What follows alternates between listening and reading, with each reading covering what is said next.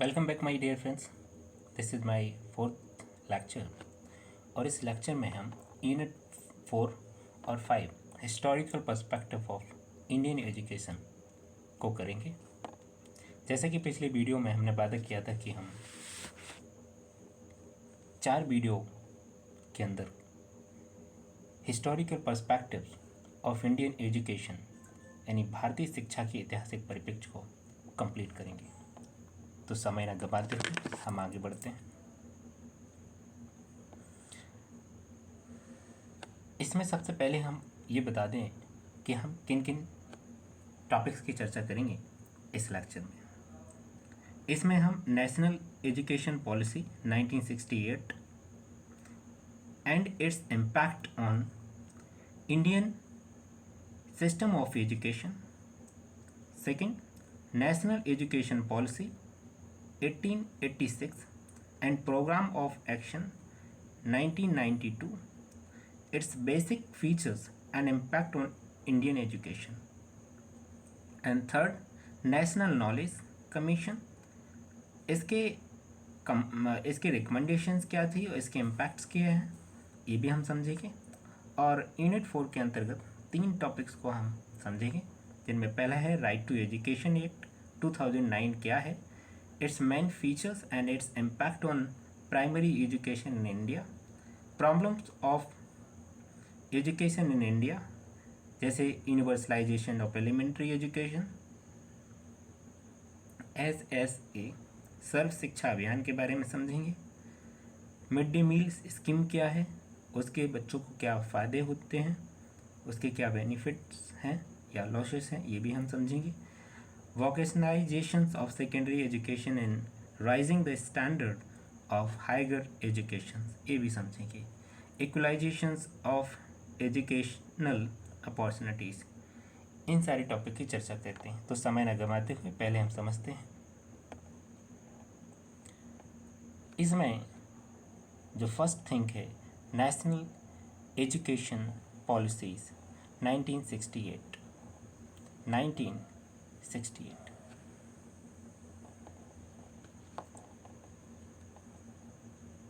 क्या है, इसको विस्तृत रूप से जानते हैं।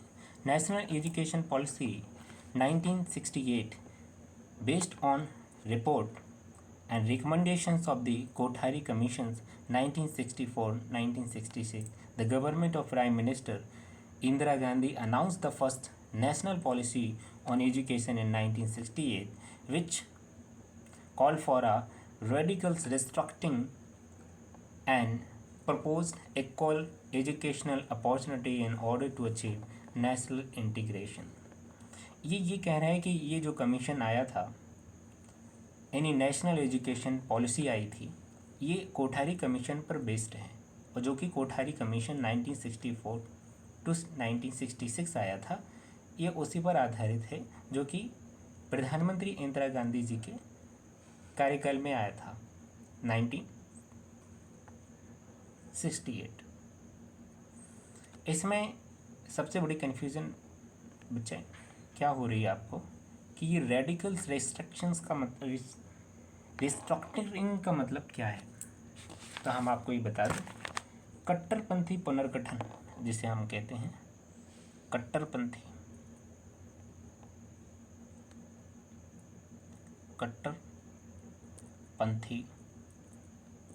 पुनर्गठन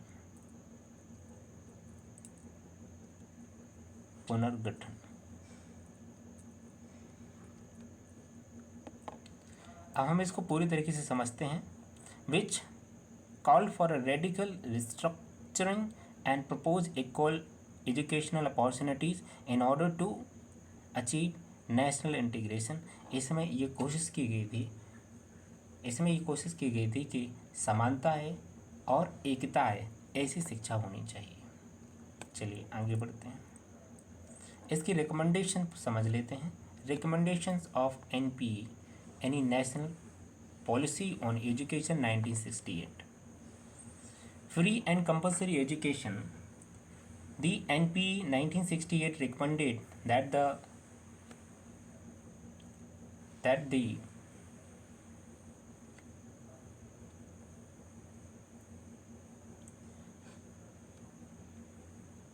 that the strenuous efforts strenuous efforts should be made to fulfill the constitutional mandate of free and compulsory education for all children up to the age of uh, 14 years, and to reduce wastage and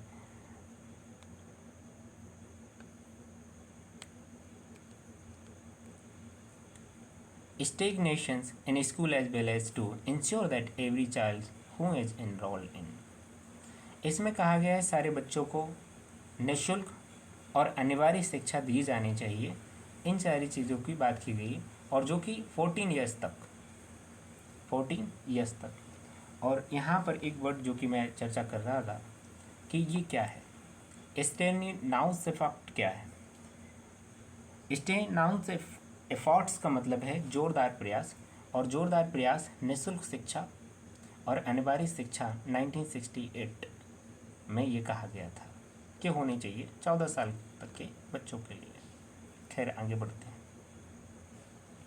इसके बाद national education policy 1986 में आई, जो कि राजीव गांधी जी के कार्यकाल में आई थी। और इसके कुछ इम्पोर्टेंस समझ लेते हैं। जैसे कि आप सभी ये तो जानते होंगे, ये प्राइम मिनिस्टर श्री राजीव गांधी जी हमारे भूतपूर्व प्रधानमंत्री हैं, जो कि हमारे देश के सबसे यंगेस्ट प्रधानमंत्री हैं, जिन्हें भारत में कंप्यूटर की क्रांति का जनक कहा जाता है। आगे बढ़ते हैं। नेशनल एजुकेशन पॉलिसी 1986 क्या है, इसको विस्तृत रूप से समझते हैं। In 1986 the government lead by Rajiv Gandhi introduce a new national policy on education. The new policy called for special emphasis on emphasis. यहाँ पर एम्फेसाइसिस का मतलब होता है बालक, क्या होता है एम्फेसाइज का मतलब होता है इसको बढ़ावा दिया गया है, इस पर जोर दिया गया है। Special emphasise on the removal of disparities and to equalize educational opportunities especially for Indian women। और इसमें स्पेशली बताया गया है specially Indian women, scheduled tribes and scheduled caste community पे ज़्यादा फोकस किया गया है।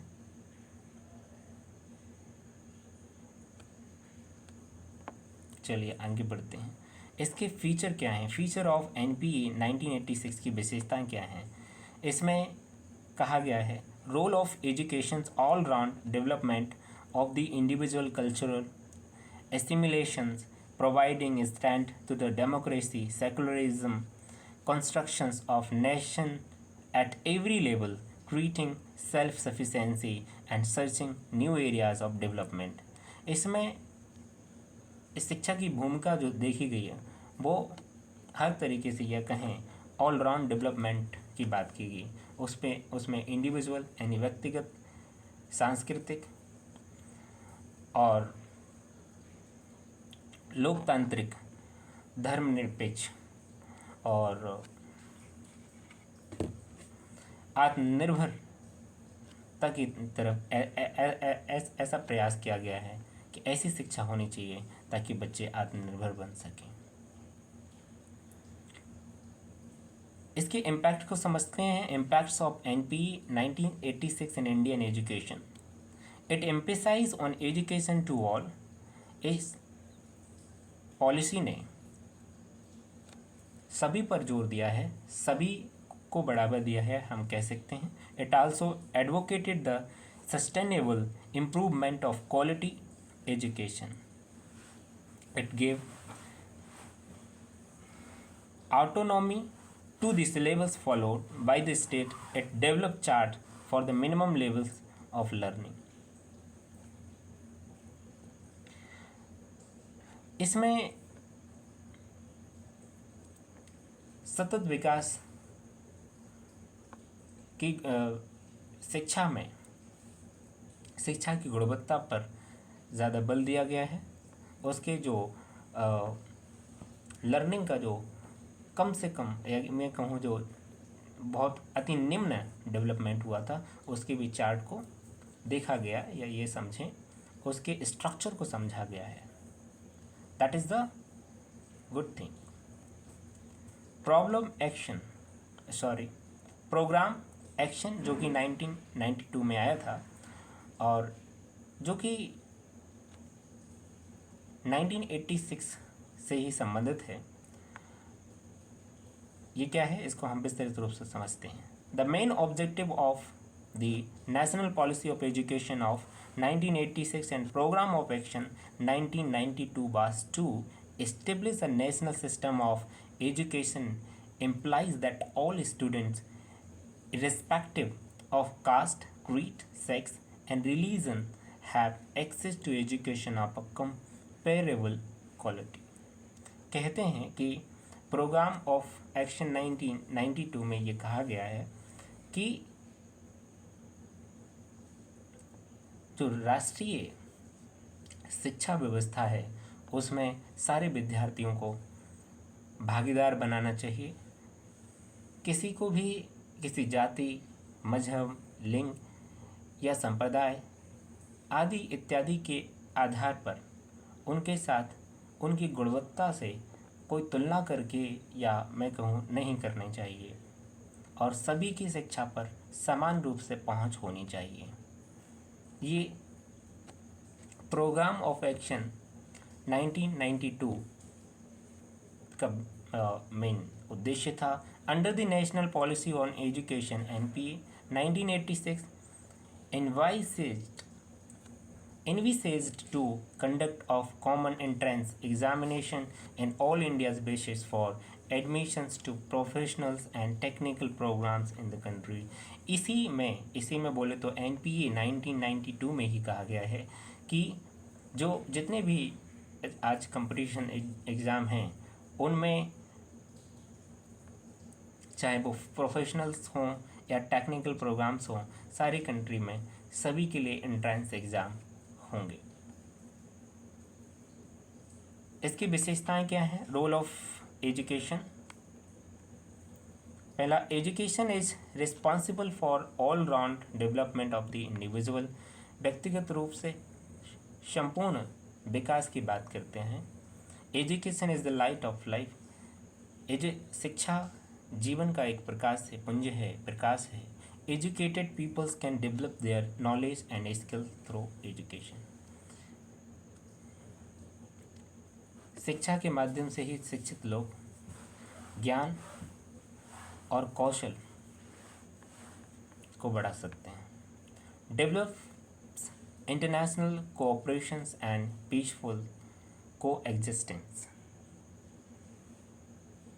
और कहते हैं जो अंतर्राष्ट्रीय शांति और अस्तित्व है तो वो भी शिक्षा का ही आधार है।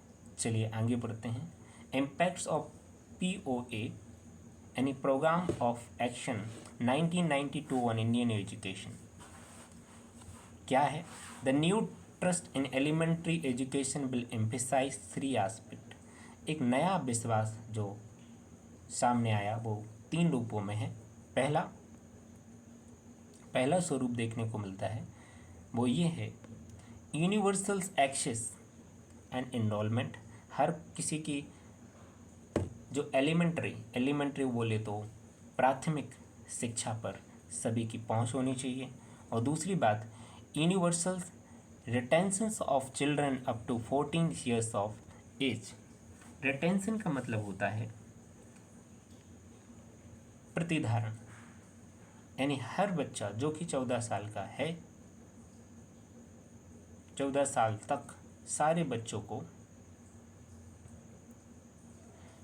कोई भी हो, सारे बच्चे बोले तो जाति, लिंग, संप्रदाय आदि के आधार पर नहीं देखना है, बल्कि सारे बच्चे जैसे हैं और सभी को समान अधिकार दिया जाएगा। Third, a substantial improvement in the quality of education in enable all children to achieve essential level of learning. जो आवश्यक शिक्षा है उस पर सभी की पहुंच बन सके, ऐसे ज़रूरी चीज़ों की गुणवत्ता में भी सुधार किया जाए ताकि शिक्षा में सारे बच्चों को सक्षम बनाया जाए शिक्षा ग्रहण करने में। कहने का मतलब डिसेबल बच्चे भी जो असाध्य हैं या वो खुद कुछ नहीं कर सकते हैं, उन पर को भी फोकस किया गया है। नेशनल नॉलेज कमीशन ऑफ 2005 क्या है, इस संदर्भ में समझते हैं, जो कि डॉक्टर मनमोहन सिंह जी के समय में आया था ये कमीशन, जो कि हमारे भूतपूर्व यानी प्रधानमंत्री जी से पहले जो प्रधानमंत्री थे वो डॉक्टर मनमोहन सिंह थे, और इन्हीं के समय में ये नेशनल नॉलेज कमीशन ऑफ 2005 आया था। चलिए आगे बढ़ते हैं। नेशनल नॉलेज कमीशन ये क्या है, इसको हम विस्तृत रूप से समझते हैं। National knowledge commission is a commission constituted on 13/2005. The then Prime Minister of India, Dr. Manmohan Singh, for discussing and advising the Prime Minister's office on the possible policies that would polish India's virtual advantage in the education sector so that to make India a forerunner in the field of knowledge economy. इसमें कहा गया है कि ये जो doctor Manmohan Singh जो कि हमारे पूर्व प्रधानमंत्री हैं, इन्होंने 13 जून 2005 को ये कमीशन लाए थे, और इस कमीशन का मुख्य उद्देश्य ये था कि शिक्षा के माध्यम में से इंडिया को एक इस तरीके से गति देना है ताकि वो फील्ड ऑफ नॉलेज इकोनॉमी यानी ज्ञान की संपत्ति का क्षेत्र बन सके। चलिए आगे बढ़ते हैं। इसका विजन क्या था, उद्देश्य क्या था? The vision knowledge commission NKC was constituted as an advisory body to Prime Minister to help restructure knowledge related institutions and infrastructure to meet the challenges of the 21st century with a focus on meeting the aspirations of the 550 million young in the an increasingly global knowledge society. इसमें कहा यह गया है कि NKC जो कि 2005 में आया था, इसमें 21st यानी 21वीं सदी में लगभग जो यहाँ पर बताया गया है 550 मिलियंस यंग जो पूरे संसार की बात करते हैं, हम ग्लोबल नॉलेज सोसाइटी की बात करते हैं, उनमें एक नया बदलाव लाने की तरफ एक प्रयास था। चलिए आगे बढ़ते हैं। रिकमेंडेशंस ऑफ NKC 2005, इनकी आवश्यकता क्या पड़ी, इसकी रिकमेंडेशन क्या थी, ये समझते हैं। Build excellence in the education system to meet the knowledge challenges of the 21st century and increase India's competitive advantage in field of knowledge, promote creation of knowledge in the science and technology laboratories, improve the management of institutions engaged in intellectual property rights. Intellectual property rights मतलब ये होता है build excellence, जैसा यहाँ पर word आया है build excellence. Build excellence का मतलब ये है कि बच्चों के अंदर वो नॉलेज डेवलप करना, केवल पढ़ना लिखना पर्याप्त नहीं होता है, बच्चे के अंदर एक स्किल्स होना चाहिए। उस स्किल्स पर अत्यधिक फोकस जो डॉक्टर मनमोहन सिंह ने किया है, क्योंकि वो स्वयं एक इकोनॉमिस्ट भी थे, तो वो इस चीज़ को जानते थे कि नॉलेज के माध्यम से एक ह्यूमन रिसोर्स बनाया जा सकता है। अगर हम स्किल्स हैं, हम में स्किल्स है तो हम ह्यूमन रिसोर्स हैं, हम अलग अलग काम कर सकते हैं, हम इंजीनियर बन सकते हैं, हम टीचर बन सकते हैं, हम अदर वर्क कर सकते हैं। और क्योंकि जैसा कि टेक्नोलॉजी का दौर है, तो इस दौर में इस कमीशंस की यानी NKC 2005 की बहुत प्रासंगिकता को देखा जा सकता है। इसमें साइंस और टेक्नोलॉजी को, जो कि लैबोरेटरी बेस्ड हो, इस पर ज़्यादा ध्यान दिया गया था। प्रॉपर्टी राइट्स, जैसा कि मैंने बताया, प्रॉपर्टी, इंटेलेक्चुअल प्रॉपर्टी राइट्स का मतलब ये होता है कि बालक में जैसे क्राफ्ट या वो कुछ भी जो उसका अपना टैलेंट है, उसे हम इंटेलेक्चुअल प्रॉपर्टी राइट में रख सकते हैं।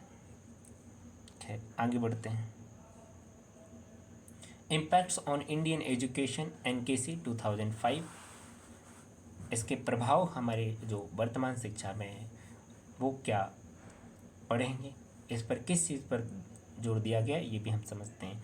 It emphasise the radicals reconstructions needs of the education system so that its quality can be improved at all stages. Therefore, it laid more stress on science and technology, the cultivations of moral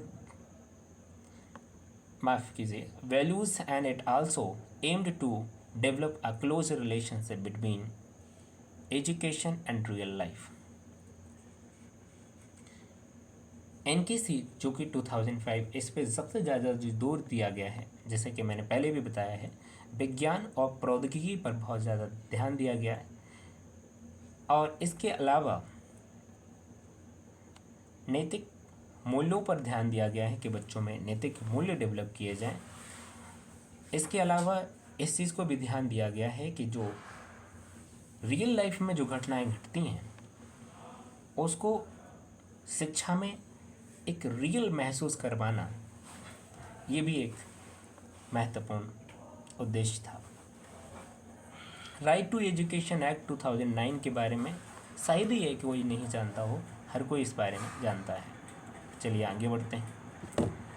right RTA यानी right to education act 2009। The right to education act 2009 prohibits all kinds of physical punishment and mental harassment, discrimination based on gender, caste, class, religion, screening procedures for the admissions of children, cafeteria fees, private tuition centers, and functioning of unrecognized schools. इसमें जो RTA 2009 आया था उसमें इन सारी चीज़ों पर प्रतिबंध किया गया है कि बच्चे को मानसिक या शारीरिक रूप से उसका उत्पीड़न ना किया जाए, उसका हरासमेंट ना किया जाए, उसके साथ कोई भेदभाव ना हो, लिंग के आधार पर, जाति या वर्ग के आधार पर, धर्म के आधार पर, या किसी भी उसकी शारीरिक अक्षमता के आधार पर। जैसे स्क्रीनिंग प्रोसीजर कहा गया है कि आप जांच करके ये देखते हैं कि वो अंधा है, बहरा है, या वो काला है, गोरा है, इस आधार पर किसी के साथ भेदभाव ना किया जाए। इसके अलावा ऐसे स्ट्रक्चर्स किए जाएं जो अनरिकॉग्नाइज्ड स्कूल्स का मतलब यहाँ पर ये है जो इलीगल स्कूल्स हैं, ऐसे स्कूलों पर भी ध्यान दिया जाए, ऐसे स्कूल तो ना हो उस पर भी फोकस किया जाए। आर्टिकल 21 के बारे में हम सभी जानते हैं। आर्टिकल 21 जो जीवन और देह की स्वतंत्रता के संदर्भ में बात करता है, जो कि फंडामेंटल राइट है, और ये आर्टिकल 21 इंडियन कॉन्स्टिट्यूशन के पार्ट 3 का आर्टिकल है। पार्ट 3 में एक आर्टिकल जो 2002 में ऐड किया गया है उसका नाम है आर्टिकल 21A, और ये बच्चों को जो कि 6 से लेके 14 ईयर्स के हैं उन्हें राइट टू एजुकेशन देता है, उन्हें शिक्षा में उनका अधिकार है। इसके अलावा यहाँ पर एक आर्टिकल और है, ये आर्टिकल है 39E। ये 39E के पहले बात कर लेते हैं। 39E पे पहले एक तो हेल्थ के बारे में बात की गई, हेल्थ 39E हेल्थ प्लस इसके अलावा उनकी स्ट्रेंथ क्या है, जैसे कि इस आर्टिकल में कहा गया है कि समान न्याय और निःशुल्क विधिक सहायता।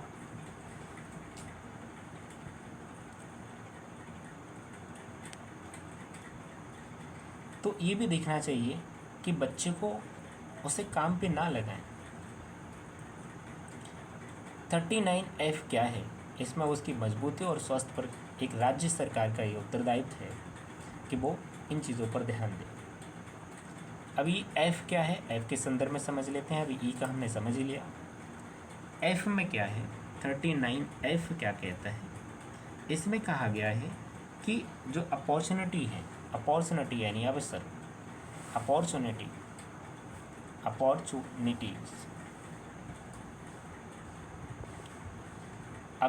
अवसरों बस सुविधाओं का विकास करना चाहिए, ये राज्य सरकार का उत्तरदायित्व होता है। चलिए हम इसके अलावा और भी समझ लेते हैं। राइट टू एजुकेशन एक्ट 2009 में आया था, ये तो समझ ही लिया। 2002 में आया था और जिसे पूर्ण तरीके से पूरे इंडिया में 2009 to 10 में पूरे इंडिया में अलाउ कर दिया गया था। आर्टिकल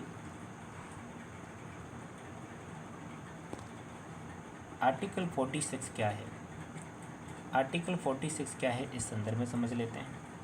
आर्टिकल 46 में अनुसूचित जातियों, अनुसूचित जनजातियों और अन्य दुर्बल वर्गों की शिक्षा और अर्थ संबंधी हितों की अभिवृद्धि के लिए, जो कि राज्य सरकार का जिम्मा है। और इसमें क्या बोला मैंने, एक तो SC ST और इसके अलावा अदर कास्ट होती हैं, अदर कास्ट, उनकी भी जिम्मेदारी है कि वो है इन पर भी ध्यान दें, सभी वर्गों पर ध्यान दें। इसके अलावा आर्टिकल 45 जो कि बहुत इम्पॉर्टेंट है, इससे पहले क्योंकि ये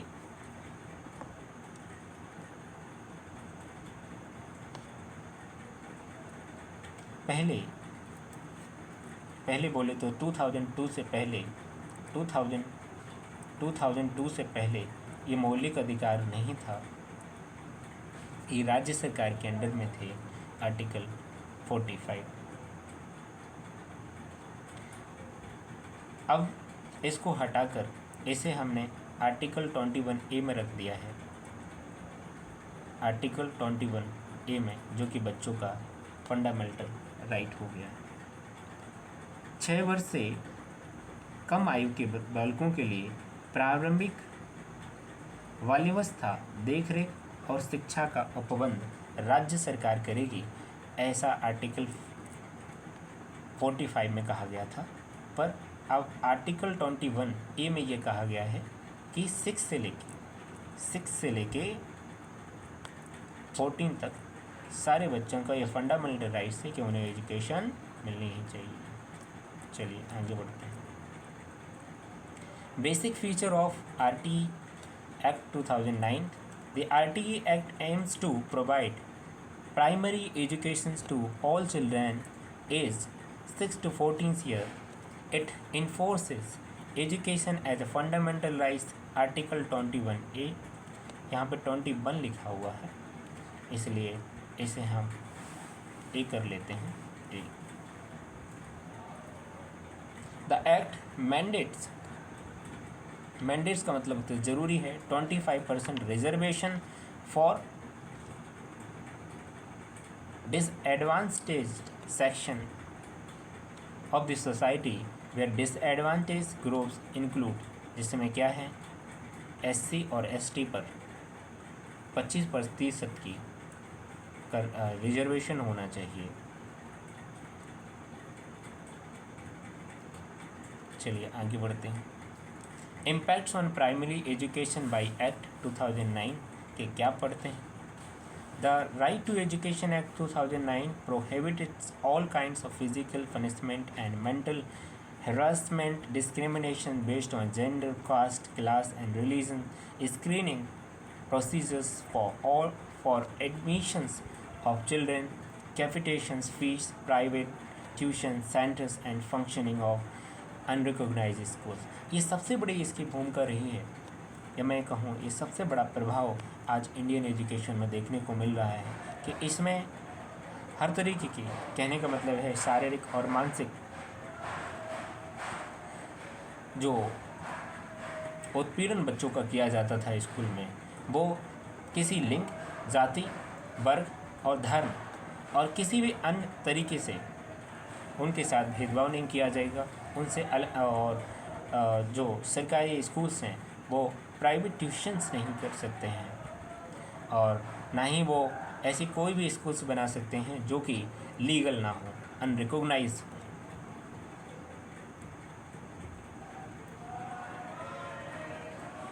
problems of education in India में जो प्रॉब्लम्स देखने को मिलती है, क्योंकि हम सभी जानते हैं कि ऐसा कहा जाता है कि इंसान जब बना था तो उसकी प्रोग्रेस होने से पहले दुनिया की जो भी सभ्यताएं हैं वो सबसे पहले डेवलप हुई होंगी, तब उनकी कोई सभ्यता बनी होगी, और जब इस सभ्यता बनी होगी तो सभ्यता का जो विकास हुआ है, चाहे मेसोपोटामिया ले लें, हड़प्पा सभ्यता ले लें, सभ्यता का जो विकास हुआ है और वैसे ही उन्होंने एजुकेशन यानी शिक्षा को सीखा हो। लेकिन दुनिया ऐसा कहती है, लेकिन अगर देखा जाए तो इंडिया में तक्षशिला और नालंदा जैसी यूनिवर्सिटीज़ या विश्वविद्यालय इस बात का प्रमाण है कि इंडिया प्राचीन काल से ही एजुकेशन का एक बहुत बड़ा हब रहा है। आज वर्तमान समय में अमेरिका, ब्रिटेन या अदर जो यूरोपियन कंट्रीज़ हैं वो अपने आप को बहुत एजुकेटेड मानती हैं। उन्होंने जिस तरीके से लॉर्ड मैकाले आया और उसने इंडिया में, जो कि बहुत सारी विविधताएं होने के बावजूद भी, मैकाले ने माइन्यूट नाम का एक अपना पत्र, जिसे हम मैकाले का विवरण पत्र कहते हैं, वो लाया, और उसने, जिसे कि हम मैकाले को आधुनिक भारत में अंग्रेजी का जन्मदाता कहते हैं, वो इंग्लिश को लाया। हालांकि हम इसके बारे में चर्चा विस्तृत रूप से करेंगे लेक्चर नंबर 2 में, जो कि मेरा वीडियो में शो हो गया है, इसलिए हम उसको फिर से अपलोड करेंगे। चलिए, तो समस्याएं क्या हैं, वर्तमान समय में समस्याओं को जानते हैं। The followings are the main problems faced in the progress of education. क्यों प्रोग्रेस नहीं कर पा रही है? इसका पहला कारण ये है लेक ऑफ फंड्स की कमी है। जैसा कि अभी लगभग 4.6 या कुछ % एजुकेशन पे इतना बजट रखा जाता था, लेकिन जो न्यू एजुकेशन पॉलिसी 29 जुलाई 2020 को जिसको अनाउंस किया गया था, और अभी इसकी घोषणा अब न्यू एजुकेशन पॉलिसी को कब से लागू किया जाएगा अभी तो नाम ही, और इसमें 6% कर दिया गया है। हालांकि इसके बारे में हम पहले बात कर चुके हैं, तो 6% ये अच्छा है, जैसा कि कोठारी आयोग में भी इसकी बात की गई थी कि 6% होना चाहिए। इस लिहाज से इसको अच्छा भी माना जा रहा है। अब देखो ये कब धरातल पर उतरती है। Second, expensive higher education. जब आप हाइगर बोले तो जब आप यूजी या पीजी करते हैं तो आपका काफ़ी फीस लगती है, जो हर कोई देने में अफोर्डेबल नहीं है, कैपेबल नहीं है, वो अफोर्ड नहीं कर पाते। और दूसरी बात ये की गई है नेगलेक्ट ऑफ इंडियन लैंग्वेजेस को नेगलेक्ट ही कर दिया गया है। इंग्लिश की ज़्यादा प्रधानता होती है, इंग्लिश की ज़्यादा प्रधानता दी जाती है, जो कि एक समस्या खड़ी करता है। Problem of brain drain. अब ब्रेन ड्रेन का मतलब यह है कि एक तो सबसे बड़ी मानसिकता है कि पढ़ लिख के हो क्या जाएगा, क्योंकि बेरोजगारी हमारे देश में इतनी है कि मानसिकता ये ग्रहण करती जा रही है कि बहुत ज़्यादा पढ़ने से बहुत कुछ हो नहीं जाएगा।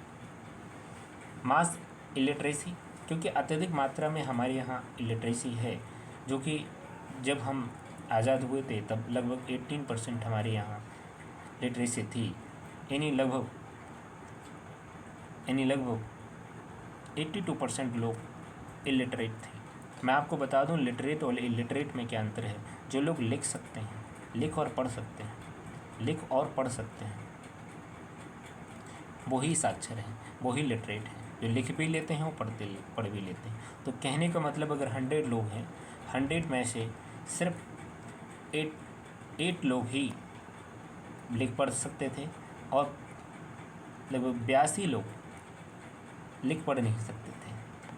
पढ़ाई की तो बात छोड़ ही दीजिए, लिख पढ़ नहीं सकते थे। अब इस लिहाज से लेकिन अभी वर्तमान समय में लिटरेसी लगभग 77 प्लस कुछ परसेंटेज होगी। आप कमेंट बॉक्स में कमेंट करके बताइए। चलिए आगे बढ़ते हैं। वेस्टेज ऑफ रिसोर्सेज का बहुत ज़्यादा वेस्टेज होता है। General education oriented.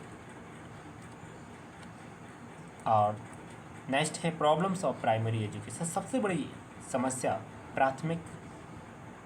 प्राथमिक शिक्षा में आप देखने को मिल रही है, क्योंकि अधिकांश बच्चे, अभी एक सर्वे हुआ, उस सर्वे में बताया गया है कि 50%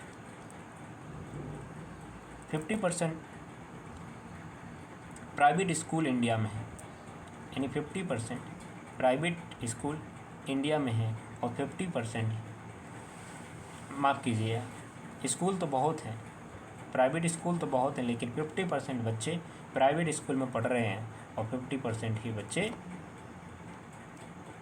गवर्नमेंट स्कूल में पढ़ रहे हैं। इस बात से अंदाज़ा लगाया जा सकता है कि 50% जो बच्चे प्राइवेट एजुकेशन या प्राइवेट स्कूलों में एजुकेशन ले रहे हैं और उसकी फ़ीस कैसे अदा करते होंगे, चूँकि देश की लगभग 65 to 70% जनसंख्या विलेज में निवास करती है या गाँवों में निवास करती है। इस लिहाज से गांव के बच्चे भी प्राइवेट स्कूलों में जा रहे हैं, इसमें कोई शक की बात नहीं। तो प्रॉब्लम्स ऑफ प्राइमरी एजुकेशन क्या है, आई होप आप अच्छे से समझ चुके होंगे। आगे बढ़ते हैं। यूनिवर्सलाइजेशन इन एलिमेंट्री एजुकेशन, वही है कि सार्वभौमिकरण प्राथमिक शिक्षा में करना होगा, जिसमें सभी को समान माना जाए, सभी के लिए बराबरी हो। Universalizations of elementary education in India. Universalizations of provisions means that a school's facilities should be provided to all the children between the age of 6 to 14 years. Universalization of enrollment means that all the children between the age of 6 to 14 must be enrolled. कह रहे हैं कि जो 6 साल से 14 साल के बीच में जितने भी बच्चे हैं, सभी बच्चों को इनरोल किया जाना चाहिए, सभी का नाम स्कूलों में लिखना चाहिए। ये बहुत ज़रूरी है। उसमें किसी भी तरीके का कोई भेदभाव नहीं होना चाहिए, जैसा कि हम पहले भी बता चुके हैं। समय कम है, इसलिए हम इस चीज़ को आगे बढ़ते हैं। सर्व शिक्षा अभियान, सब पढ़ें सब बढ़ें, ऐसा प्राथमिक शिक्षा में ही आपको देखने को मिलता है, प्राथमिक स्कूल में देखने को मिलता होगा। प्राथमिक स्कूल वो स्कूल होते हैं, हालांकि आपको मालूम होगा, फिर भी हम बता देते हैं, जो 1 से 5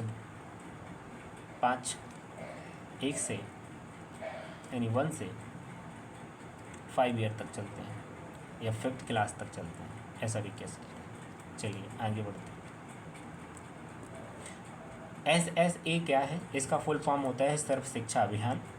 इस government of India flagship programme achievement of universalisation of elementary education UEE in a time bound manner as mandated by 18, इसमें ज़रूरी कहा गया है 86th amendment the constitution of India making the compulsory education to the children 6 to 14। जैसे कि जो 86वां संविधान संशोधन हुआ था 2002 में, जिसमें राइट टू एजुकेशन की बात की गई है कि सारे बच्चों को 2002 में, तब अटल बिहारी वाजपेयी जी भारत रत्न हैं, उनके समय में इसकी बात की गई थी और 86वां संविधान संशोधन हुआ था, जो कि एजुकेशन के क्षेत्र में एक महत्वपूर्ण प्रोविजंस है। इसमें इस चीज़ का बहुत ध्यान दिया गया है। चलिए आगे बढ़ते हैं।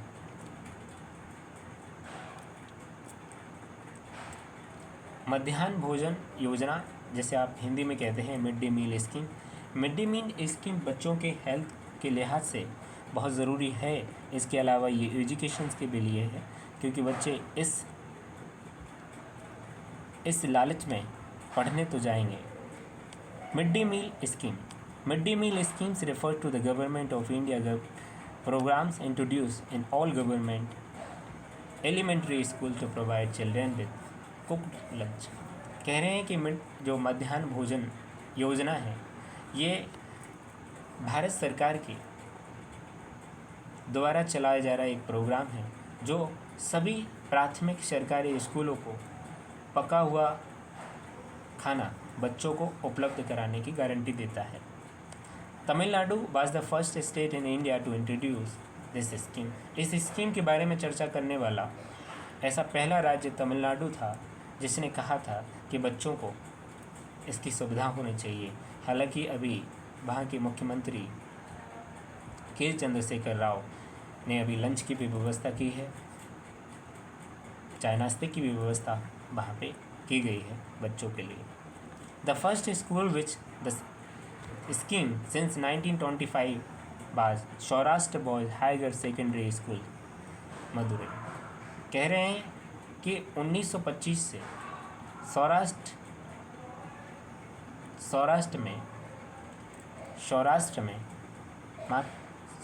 में ना कि महाराष्ट्र में, सौराष्ट्र में जो बॉय हायर सेकेंडरी स्कूल्स है मदुरई में, ये प्रोग्राम चल रहा है। चलिए आगे बढ़ते हैं।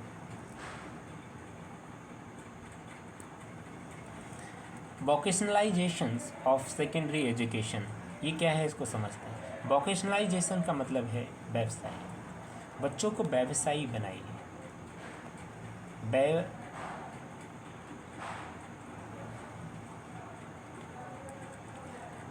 अब क्या है, तो आप इसे ऐसा समझ लीजिए, ट्रेड या बिजनेस से मतलब है इसका मतलब, ट्रेड या बिजनेस से मतलब है। आई होप आप समझ रहे हो।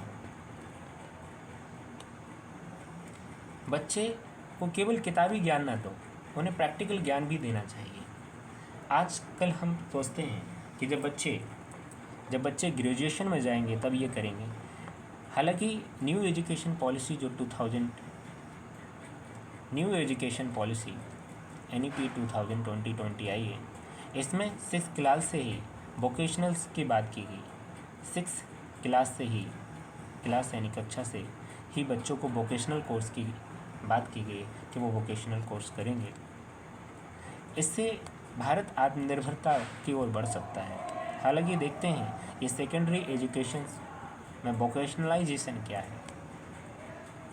Vocationalization of secondary education is taking a new form now. The aims at increasing student employability through the developing their personal characteristics, general competency and specific vocational skills. आप देख रहे हो कि हमारे यहाँ युवाओं की कमी नहीं है, और जैसा कि अभी सर्वे बताती है कि इंडिया के लगभग 65%, जो कि वर्ल्ड की, मैं केवल इंडिया की नहीं कह रहा हूँ, 65% यूथ है, जो कि किसी भी कंट्री में इतने यूथ नहीं है। इवन चाइना में भी नहीं है। चाइना तो अब बूढ़ा देश होने वाला है। जिस देश में यूथ की कमी ना हो, उस देश में बेरोज़गारी क्यों है? एक तो जनसंख्या ज़्यादा है, ये मैं मान सकता हूँ। दूसरा सबसे बड़ा कारण है कि वो उनमें स्किल्स की कमी है। जब स्किल्स की पूर्ति होगी, उनमें टैलेंट होगा, उनमें काम करने का हुनर होगा,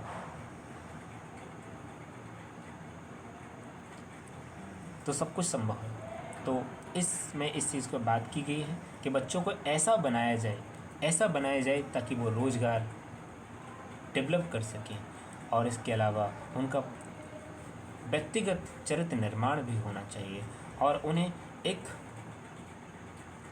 कॉम्पिटेंसी के रूप में तैयार एक सामान्य उनके अंदर वो प्रतिद्वंदता का सवाल होना चाहिए ताकि वो प्रतियोगी बन सके, एक सामान्य प्रतियोगी बनाना चाहिए। और इसमें विशेष तौर से कहा गया है वोकेशनल स्किल पर फोकस किया गया है। चलिए आगे बढ़ते हैं। इक्वलाइजेशन ऑफ एजुकेशन अपॉर्चुनिटी क्या है, जिसको मैंने पूरा यहाँ पर टाइप नहीं हो पाया है। Opportunities,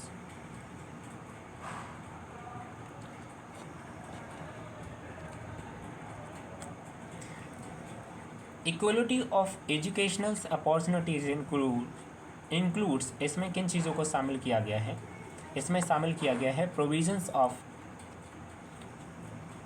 provisions of education for all irrespective of religions, caste and creed, sex and location. Irrespect का मतलब होता है किसी के साथ भेदभाव करना, तो इसमें इस चीज़ का ध्यान में रखा गया है कि सभी के साथ ये प्रावधान, सभी के लिए ये ज़रूरी है कि किसी के साथ धर्म, जाति, पंथ, लिंग या स्थान के आधार पर कोई भी भेदभाव ना हो। इसी को हम इक्वलाइजेशन कहते हैं, तभी सभी को समान अवसर मिल सकते हैं। It doesn't mean identity of educational opportunity but means best situated to the intelligence and aptitude of every student. कह रहे हैं कि ये कोई विशेषता मायने नहीं रखती है एजुकेशन अवसर के, लेकिन इसका सबसे बड़ा बात ये है कि उनके अंदर इंटेलिजेंस है, उनके अंदर अभिक्षमता है, ये ज़्यादा मायने रखती है। Thank you for watching. आपको अगर अच्छा लगा है तो आप एक लाइक ज़रूर करें, शेयर करें और सब्सक्राइब भी करें ताकि आगे आने वाली वीडियो आपको बहुत जल्द मिल जाए। धन्यवाद।